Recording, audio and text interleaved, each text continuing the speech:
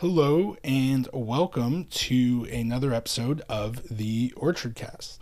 As always, it's Jeremy Appel here in a part of Treaty 6 territory that you may know otherwise as Edmonton. In case you haven't heard, there's a federal election happening in Canada in the near future. The Liberal Party is in the process of selecting its new leader to replace Justin Trudeau. And then at some point after that, it's off to the polls. Most of the media's attention lately has been on the Liberal leadership race and conservative publicity stunts. It seems that the NDP has been largely left out of the discussion. Owing to NDP influence in the most recent minority parliament, the Liberals agreed to pass limited public dental and pharmaceutical coverage, as well as anti-scab legislation. This was in exchange for ensuring the Liberals maintain the confidence of the House in what is called a supply and confidence agreement. Despite these accomplishments, the NDP remains quite stagnant in the polls.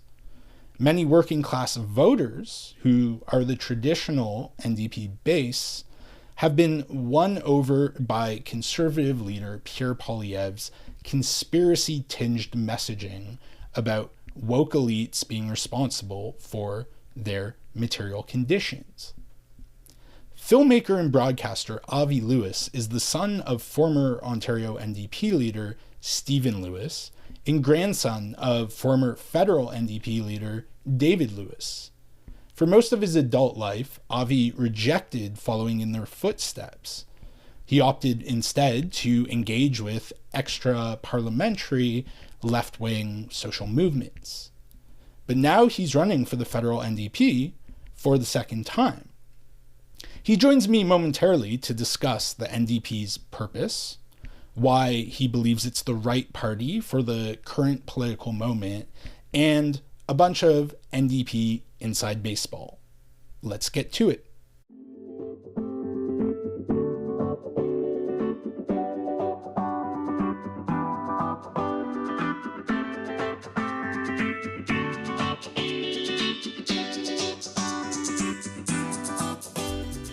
Avi Lewis, welcome to the show. Hey, Jeremy. How's the campaign going? I have found knocking on doors every night of the week, which I've been doing for months now, to be really heartening, really quite soulful work, particularly in this moment. Like things are just so cartoonishly awful in the world. It's like, who is writing this shit? This is unbelievably like just a cavalcade of badness, bad things happening every day. You lose count. And I think when I spend time on social media, I start to think that everyone out there is an asshole. And, except people I agree with who are angry in the same way I am. And I just, I know this is obvious stuff, but like getting away from doom scrolling and actually just talking to strangers about the price of butter and the world we live in has kind of restored my faith in humanity. Like it really is. Yeah, some people slam their door, and some people, there's lots of like young guys who are Jordan Peterson, Polyev fans, and that's a little distressing. But I generally find talking to people about politics, and it's not just me. Like I think all the people on my campaign, and we're doing a big ground game. This is our approach. So I regularly have 6, 8, 10, 15, sometimes 20 people knocking on doors on any given night. And we're all coming to it as a form of healing. I don't know, are we getting too flaky already? But I literally I asked a volunteer who was a new person I hadn't met before when doing one of the Canvas trainings. So how'd you find us? Why'd you come? And she paused for a really long time and she said, I'm kind of here for my mental health. And I was like, wow, that's true, because there are massive limitations to electoral politics. I'm happy to be working on a campaign where the premise is sending one dude to Ottawa to be one of 343 is not going to change the world, right? This is a tool in the democratic arsenal. We are building community power more than anything else and organizing our community. And like all organizing, it's about finding our people and staying in touch and then doing things together.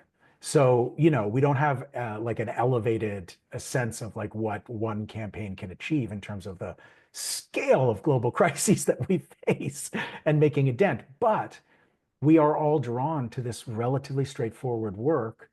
There's really hand-to-hand, heart-to-heart organizing as an antidote to the cartoonish awfulness of now. And so in that sense, I mean, the campaign is really awesome. Yeah, I mean, just speaking of cartoonish awfulness, I mean, I really had to limit my intake of news on certain topics Oh to yeah, deal with it mental health wise. Palestine, of course, I'm like, okay, two articles a day, and yeah. I'll still have a better sense of what's going on than your average person. And now with the US, it's almost become even more disconcerting. Not that it's more important or anything like that, just it affects it, it's happening It's to happening us. to us. It's Yeah. happening to us, which I think is like Canada, welcome to the world. Like the particularly the global south, but like the countries of the world have been subject to the lashing whims of empire for the last couple hundred years. And we have somehow deluded ourselves into thinking that we can't be in the crosshairs. So it is a kind of like a welcome to the world moment for Canada. It's also like the cautionary tale we've been warning about since around 1986 when we started having a debate about the first free trade agreement between Canada and the US. And everything we said and warned would happen has happened. There is zero joy in being correct about that record. But it is, I think we should, on the left, should be taking heart from the fact that we saw this coming. We now see how vulnerable we are to the United States that suddenly suspends the observance of the niceties of the international order and institutional norms. And this is the moment that we live in politically around the world. So it's terrifying and overwhelming and also like bracing and like, let's get real. Because a crisis inflection moment like the one we're in is also the time when we need to be ready with the policies that we've been developing, with the demands that we have been harboring, with the ideas that we have kept alive. And we need to assert them really boldly and unapologetically right now. And again, with all of the limitations of electoral politics and of a single local campaign somewhere in this giant country, happens to be in the most beautiful city in the world, Vancouver, um, it is an opportunity to get out and actually talk about what would solve the problems we face. And the problems are deep and have been deep for a long time and are reaching ever deeper into the privileged, class of people who always thought they were beyond it. Like all Canadians used to always think they were all middle class, no matter where they were in the economic strata, really. Like I think we all know now that we're all precarious and vulnerable, except for the super rich. Um, and not to say that there isn't still a massive hierarchy, because the people who are most vulnerable in society um, are now, well, there's many, many more of them. And those communities are suffering the worst, as always, under these new conditions of duress. I was on the downtown east side for a meeting yesterday, and like, yeah, the need for healthcare, the need for social services and support is just profound. And the people who are working on the downtown east side, like the Overdose Prevention Society and other like amazing, visionary, truly, grounded organizations, are they're just not there's just too much work to be done. And yet the spirit of that community is in some many ways so beautiful. So yeah, it's time when everything is on the line. And so I feel quite grateful to have this work right now. Now, I wanted to talk about where you're running this time because in 2021, you ran in the riding of West Vancouver, Sunshine Coast, Sea to Sky Country. Very long Well riding. done. Well done. I have it Second longest written. riding name. Yeah. What's the longest? I don't know, actually. I think it might be in Quebec. Oh, that makes sense. I That was would make sense. I was spending I spent 3 years trying to memorize that one. So, I just did, I'm kidding. But Yeah. yeah. Well, I Uh, moved to the city. So we moved to the city. Our kid's going to school in Vancouver this year. And Naomi and I have been teaching, my partner Naomi Klein, and I have been teaching at never UBC heard of her. um, for the last 4 years. And so we had been sort of commuting to do our teaching and our university work, which is like a 3 hour commute from living on the Sunshine Coast where we were living. And it just got to be too much. And we moved to the city. I wanted to ask, what in your view does the NDP stand for right now? Yeah, no, well, I think the federal NDP, so I was not a big fan of Tom Mulcair. I didn't think that he was much of in any way, shape, or form, a leftist. He was a Quebec liberal. And I think he took the party even further to the right. When you're moving to the center and you're a left-wing party, you're moving rightward. I think that was missing from some of the discussions because the center right dominant paradigm likes to talk about people moving to the center. Well, which direction are you moving in, right?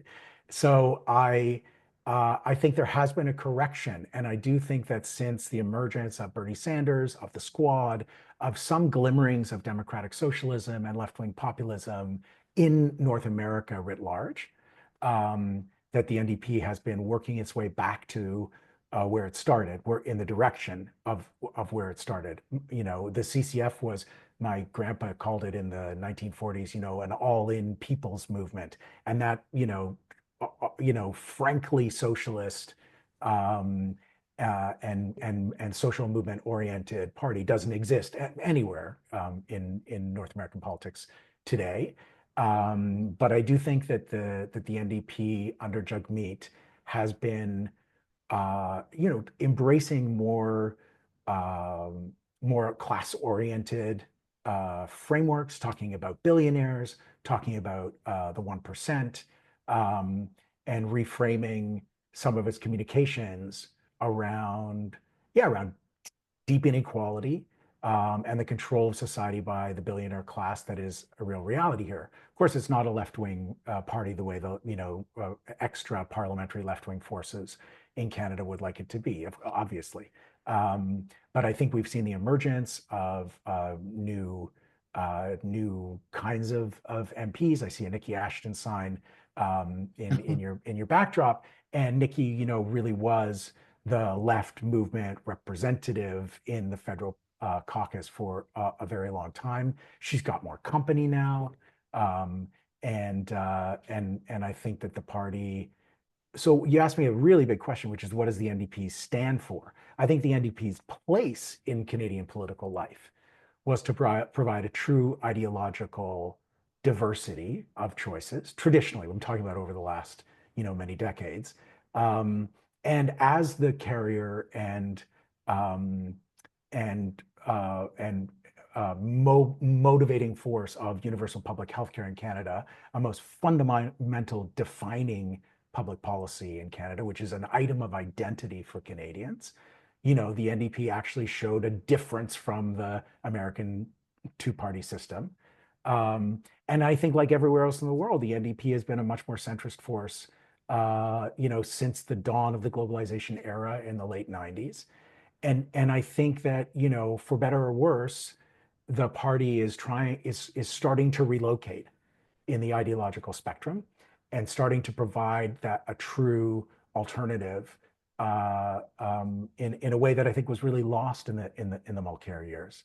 And to some extent, people. I love Jack Layton like so many people did.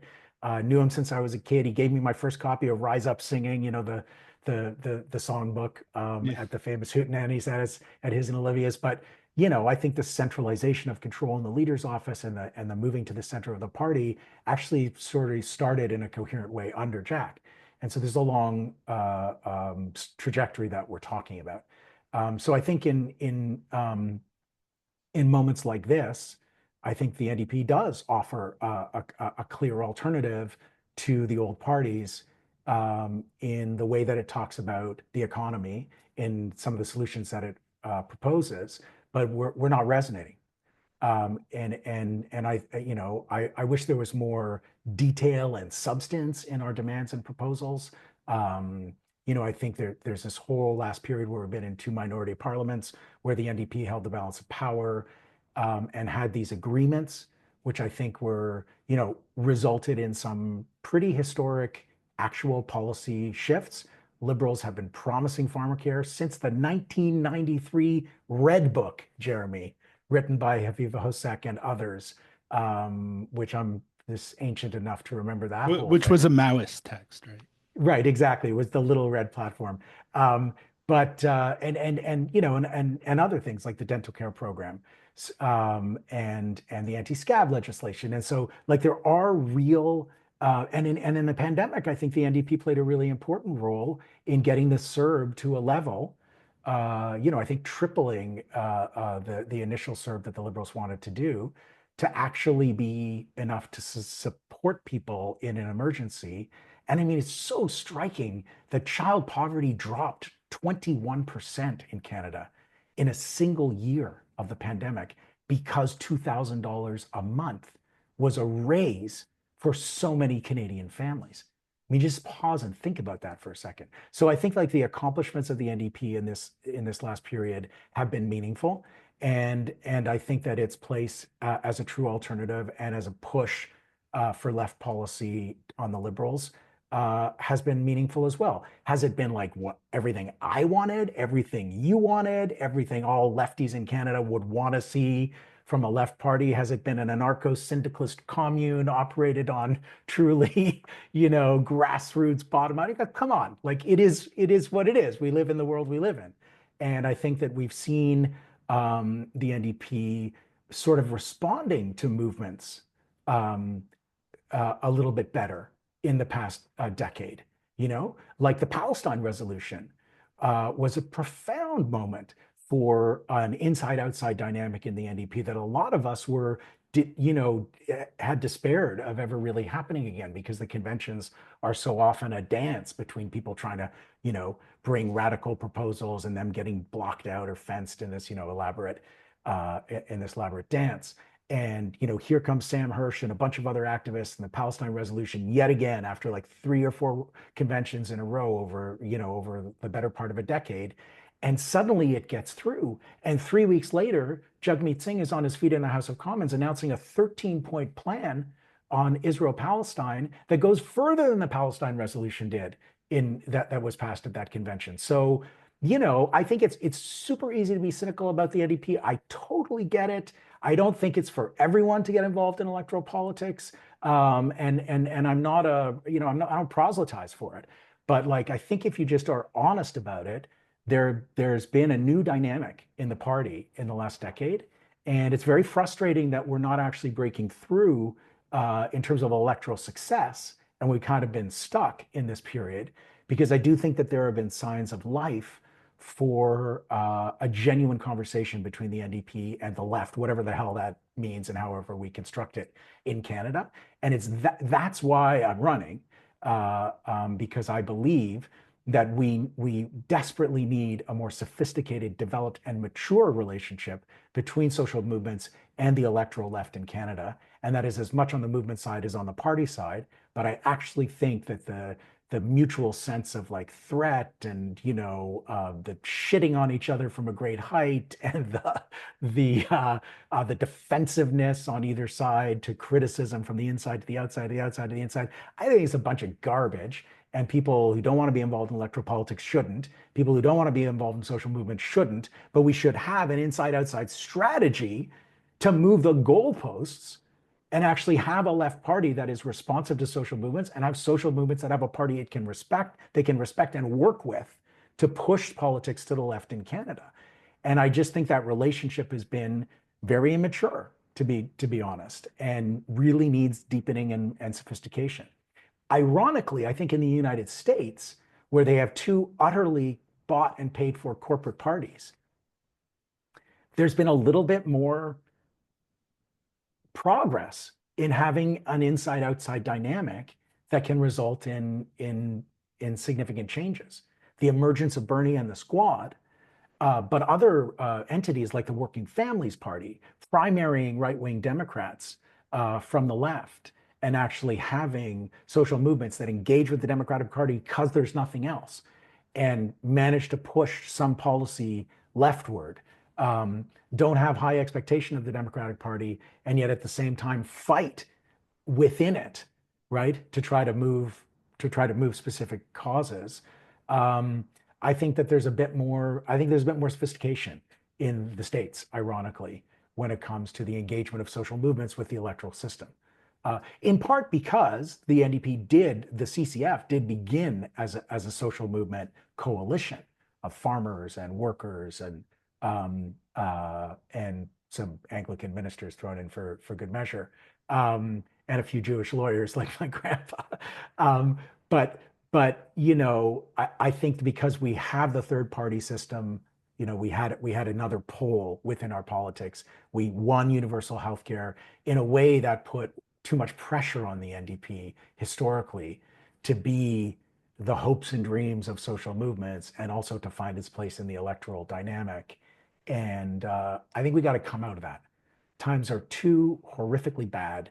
There are fantastically effective solutions right in front of us that I think would be hugely popular to the crisis of the cost of living, to the crisis of corporate control of every sector of our economy, to the crisis of our place in the world and the fact that we are like still a little brother chasing around after the empire and don't have an independent sovereign foreign policy. There's just too much low-hanging fruit for either the party or the non-electoral left to act like solitudes anymore. So I'm excited about doing this work, even though I know, there's a lot of cynicism out there on both sides, and I think it's all well earned.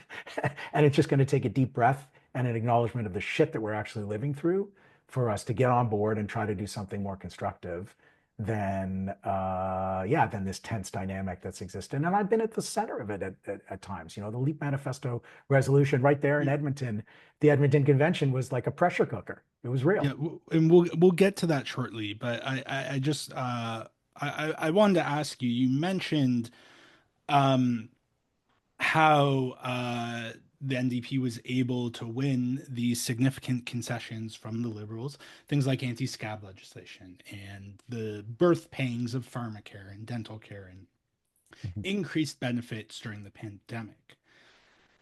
But there's a flip side to that, right? I mean, before Justin Trudeau resigned, the Liberals were absolutely tanking in the polls. They've now received a reprieve with the leadership race, which I I suspect mean, we'll will see. We'll be see. temporary.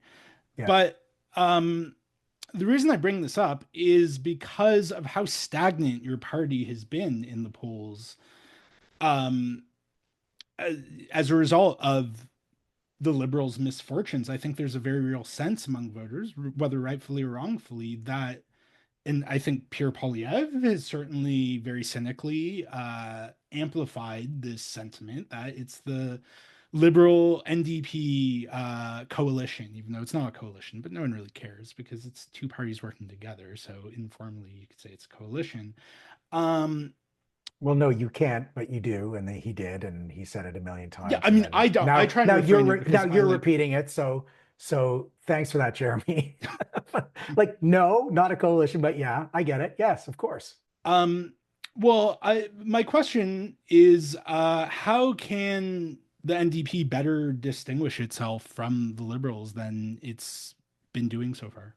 Yeah, I mean, okay, look, I'm a candidate, right? You know that, right? I'm running, trying to win a seat. I'm not in Ottawa. I'm not in the caucus. I'm not in the leader's office. I don't have any influence there. I don't have any inside knowledge of what happens there. I'm concentrated on trying to win a seat to be part of that conversation in Ottawa. So I don't have any special insight. I don't have any special, I've got feelings about it like everybody does. And their frustration that the party has not reaped a bump. The party has not soared in popularity as the Liberals have plummeted. Obviously, we are all extremely disappointed and frustrated by that. Um, I have a little bit of a different perspective because I'm so old. Um, and I remember 1974 when I was 7 years old, okay? And we were driving to, so this is after my grandpa David Lewis, after the euphoria of Trudeau mania in 1968 with Pierre Trudeau in a historic majority. They got sick of his entitlement, of his arrogance. Um, and my grandpa ran an inspired campaign in 1972 on the slogan of the corporate welfare bums. An even better line from that campaign, which I discovered recently, is the government and big business are shaking hands in your pocket, um, which is, so much more true today, even, but it's like such a great frame. And he brought the NDP brought the Liberals to a minority in 1972. And in the Parliament of 72 to 74, we got a national ownership of a petroleum company, Jeremy, the first campaign finance legislation, like significant structural wins, not through an agreement or an accord that was written and then, like negotiated and then written. It was bill by bill. The NDP made demands, they exchanged, they played this very high stakes game, the old fashioned way, supporting things they didn't agree with, in order to leverage things that they made the Pierre Trudeau do. And it was one of the most productive and successful minority parliaments in history.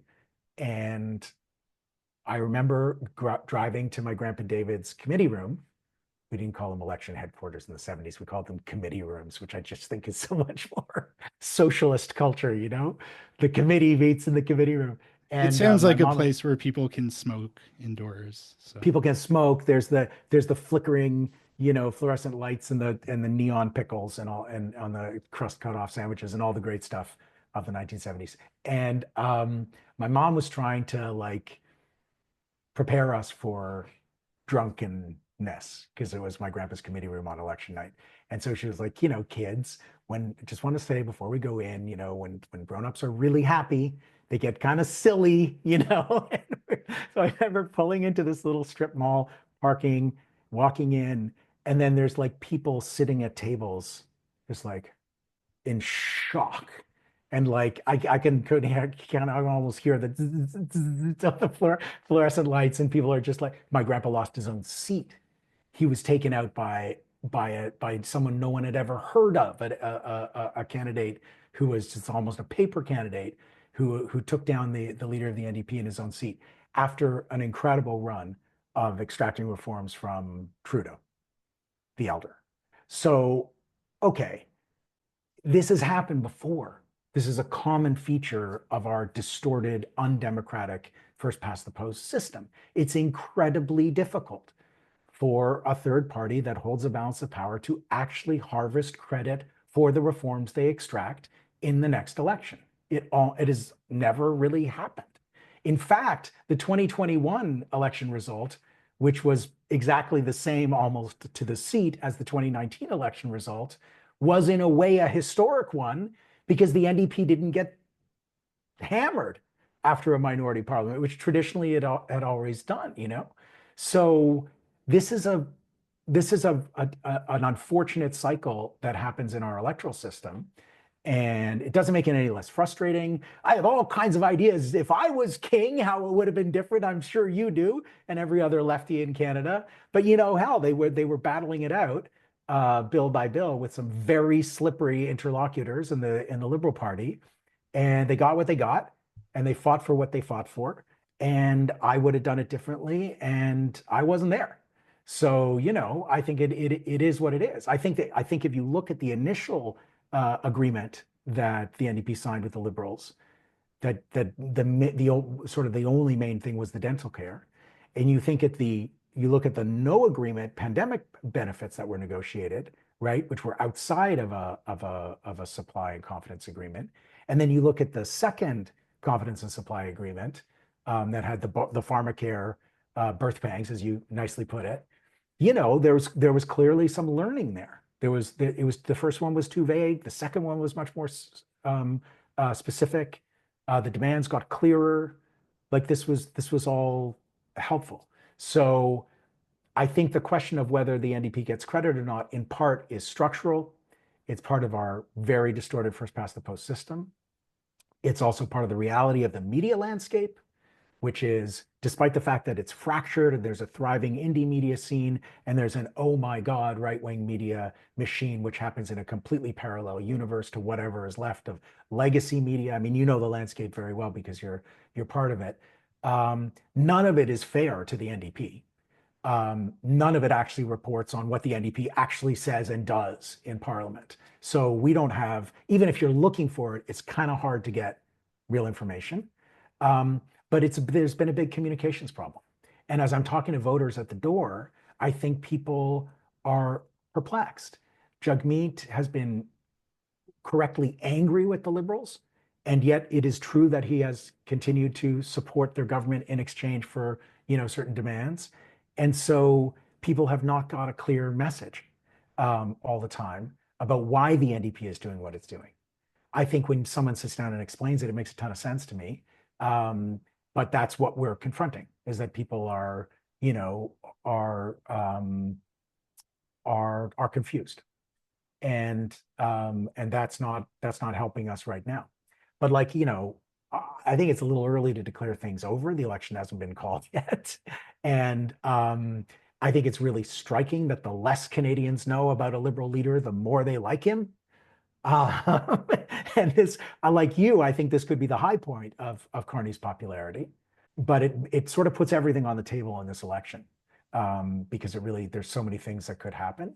I think what we all know and what we can all agree on is that we have seen a tear in the fabric of institutional democracy in the United States. That fabric is being like fed like U.S. aid into a wood chipper. And it is a time when the sense of stability and the forces of physics and gravity appear to be suspended. And that induces legitimate terror on the part of many people. And I think that we all have to grapple with how Canada can be an alternative to a government gone bonkers in Washington. And I think, I've got more faith in people than I did before I knocked thousands of doors. And I'm hoping that we can cut through the clutter and really reach people with the momentous nature of this moment and this decision that Canadians face at the polls, and that we can send a hell of a lot more NDPers to Ottawa, um, to keep the government honest. You mentioned earlier about the need to have this sort of positive vision for an alternative to what's going on in the United States. But at the same time, the United States is so much powerful than Canada, right? I mean, they're already, talking openly about like annexing us and making us some sort of like, protectorate.